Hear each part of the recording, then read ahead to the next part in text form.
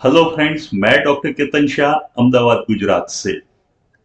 इस वीडियो में मैं बात करूंगा टेस्टिकल पेन के बारे में। जो टेस्टिस में पेन होता है उसके बारे में मैं बात करूंगा।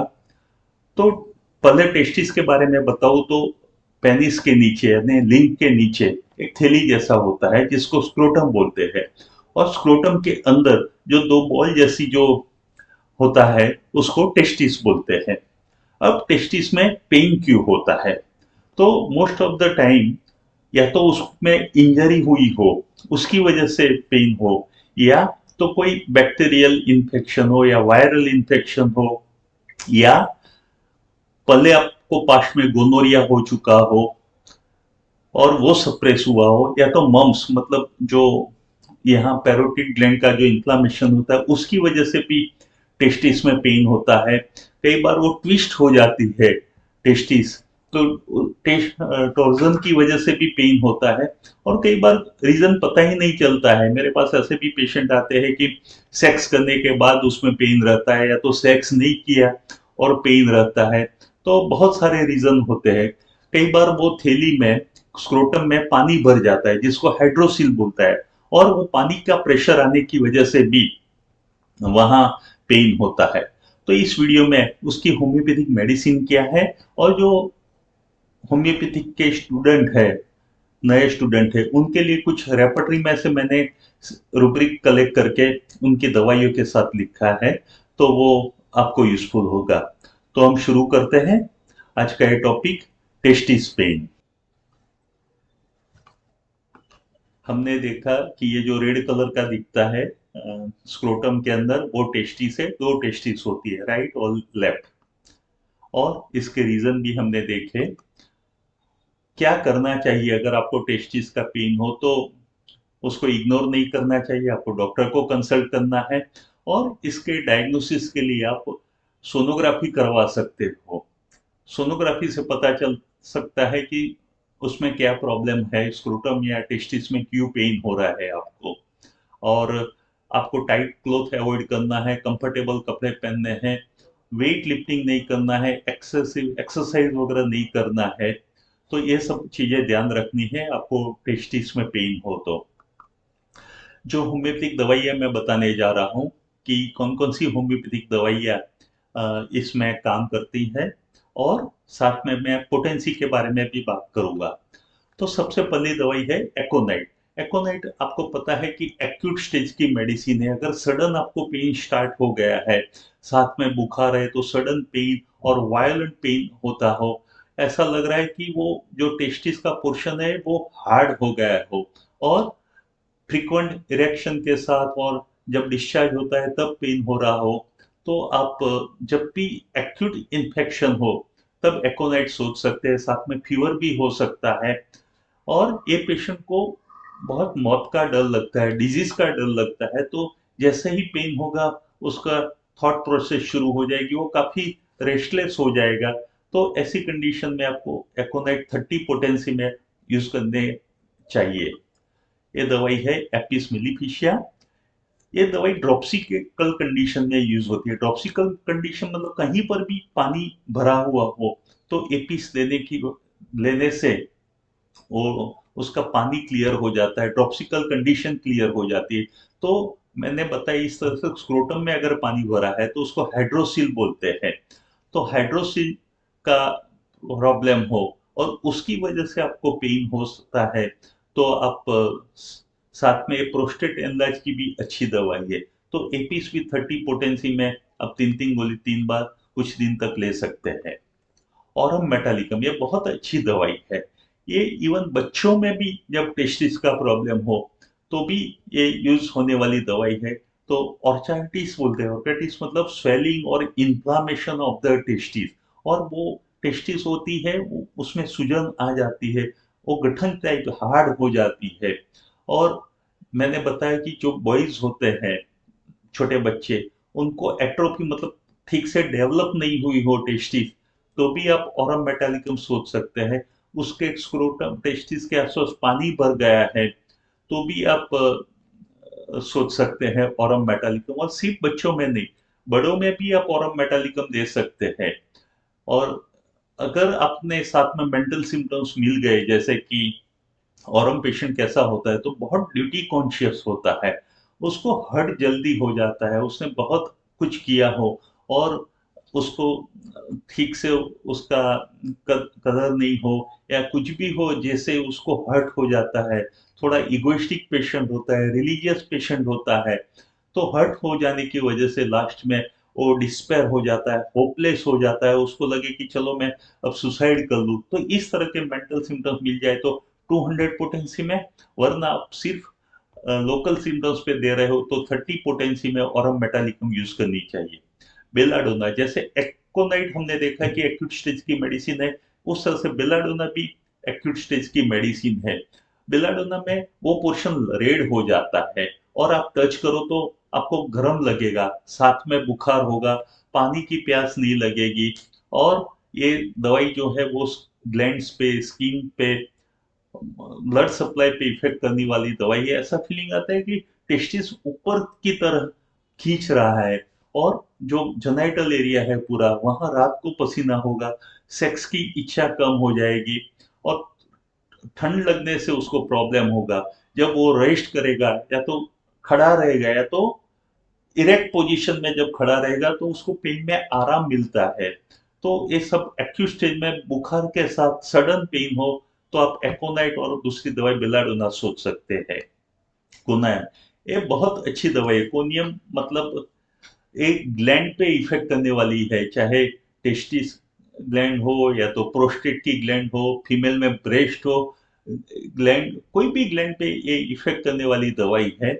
और इसका मेन सिम्टम्स मैं ज्यादातर ओल्ड बैचलर्स, मतलब जिसकी वाइफ एक्सपायर्ड हो गई है, या जिसने रिलीजियसली तय कर दिया है कि मुझे सेक्स नहीं करना है, या तो जिसको सेक्स कंट्रोल करके रखा है, ऐसे पेशेंट में कोनियम करना पड़ा है या तो करके रखा है। ऐसे पेशेंट में कोनियम मैं यूज करता हूँ, चाहे प्रोस्टेट का प्रॉब्लम हो, या फीमेल में ब्रेस्ट का प्रॉब्लम हो, या टेस्टिस का प्रॉब्लम हो।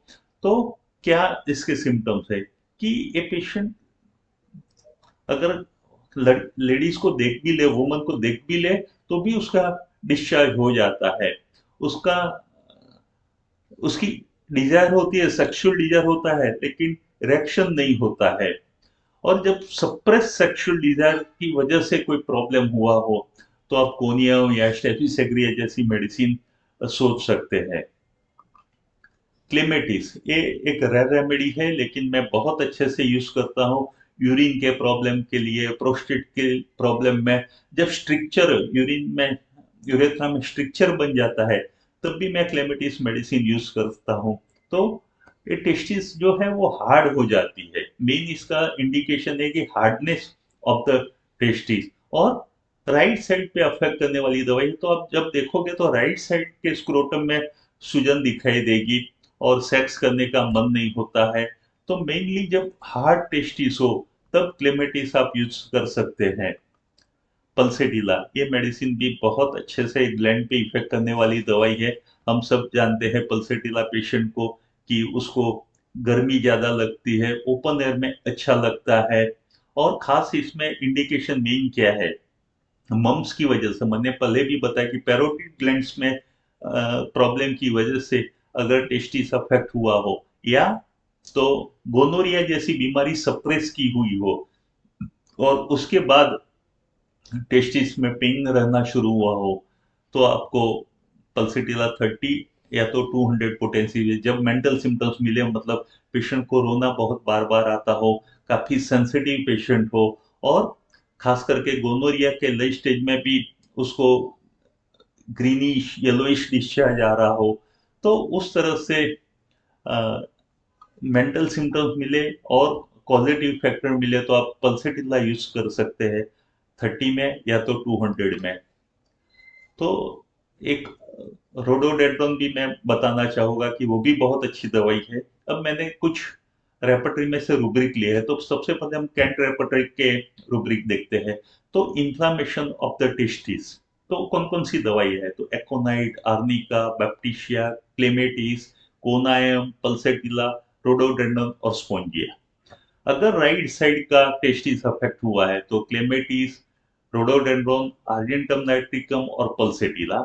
इस तरह से अगर लेफ्ट साइड का अफेक्ट हुआ हो टेस्टिस तो पल्सेटिला, क्लेमेटिस और रोडोडेंड्रोन। कैंट रेपर्टरी में कुछ रूब्रिक है, क्रॉनिक पेन है, मतलब कई समय से उसका पेन मिटता ही नहीं हो, तो आप रोडोडेंड्रोन और लाइकोपोडियम जैसी दवाई सोच सकते हैं। अगर कुछ इंजरी के बाद हुआ है तो आर्निका, कोनायम, पल्सेटिला, रूटा इस तरह की दवाई सोच सकते हैं। सप्रेस गोनोरिया, मतलब पास्ट में गोनोरिया हुआ है, उसने एलोपैथिक दवाइयां लेके ठीक कर दिया है, तो clematis, argentum, conium, medorrhinum, merc sol, pulsatilla, spongia, rhododendron. अगर रात को बेड में जाता है और बेड की गर्मी की वजह से उसको प्रॉब्लम है तो क्लेमेटिस, और पेन राइट से लेफ्ट की ओर जा रहा हो या तो इन्फेक्शन राइट साइड में पहले और बाद में लेफ्ट साइड में हो तो स्पोंजिया। और अगर सेक्सुअल एक्साइटमेंट के बाद आपको पेन हो रहा है तो आयोडम सोच सकते हैं। ब्लो की वजह से प्रॉब्लम हुआ हो तो नेट्रामाल। सीटिंग के वक्त बैठे बैठे पेन हो रहा है तो पल्सेटिला और रोडोडेंड्रोन। स्टूल के साथ पेन हो रहा है तो कोका एंड फॉस्फोरस। यूरिन करते वक्त टेस्टिस में पेन हो रहा है तो पोलिगोनियम। और चलते चलते वक्त पेन हो रहा है तो argentum metallicum, lycopodium, staphysagria. Pain एक जगह से ट्रैवल करके दूसरी जगह फास्ट चला जाता है, डार्टिंग पेन जिसको बोलते हैं, तो जेल्सेमियम, कालीकार, मेडोरिनम ये सब दवाइयां है। शाम के टाइम पे अगर पेन है तो पल्सेटिला, चलते वक्त पेन है तो argentum metallicum, pinching type pain है तो स्पोंजिया और क्लेमेटिस, और स्टूल की जगह कॉन्ट्रैक्ट हो और उसके साथ अल्टरनेटिंग पेन हो तो बेलाडोना।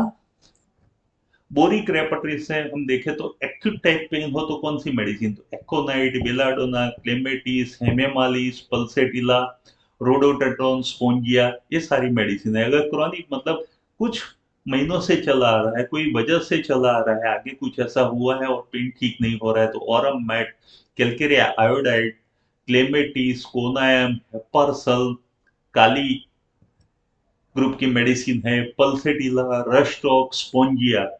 और अगर वहां पे पस हो गया टेस्टिस में, डॉक्टर बोले कि आपको इन्फ्लामेशन हो गया, पस फॉर्मेशन हो गया, तो हेपार सल्फ और मर्कसोल आप ये दवाई दोगे 30 पोटेंशियम में तो पस सूख जाएगा।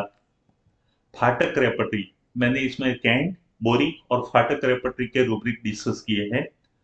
Orchitis, pulsatilla, aconite, clematis, arnica, conium, rhododendron और स्पोंजिया। टेस्टिस में स्वेलिंग की वजह से क्लेमेटिस, पल्सेटिला, रोडोटेटन और स्पोंजिया। और ये लास्ट स्लाइड है कि हाइड्रोसिल के बारे में मैंने डिस्कस किया है कि अगर बच्चों में हाइड्रोसिल है तो आप ऑरम और कैलकेरिया दवाई सोच सकते हैं। हाइड्रोसिल क्यों हुआ है, इंजरी की वजह से हुआ है तो सैम्ब्यूकस नाइग्रा, और कुछ उठाने की वजह से हाइड्रोसिल का प्रॉब्लम हुआ है तो रस्टॉक्स। तो ये मेरा वीडियो था जिसमें मैंने डिस्कस किया है कि टेस्टिस पिंक क्यों हो रहा है और साथ में उसकी पोटेंसी भी डिस्कस की है। आशा रखता हूँ कि आपको वीडियो पसंद आया होगा। Thank you very much.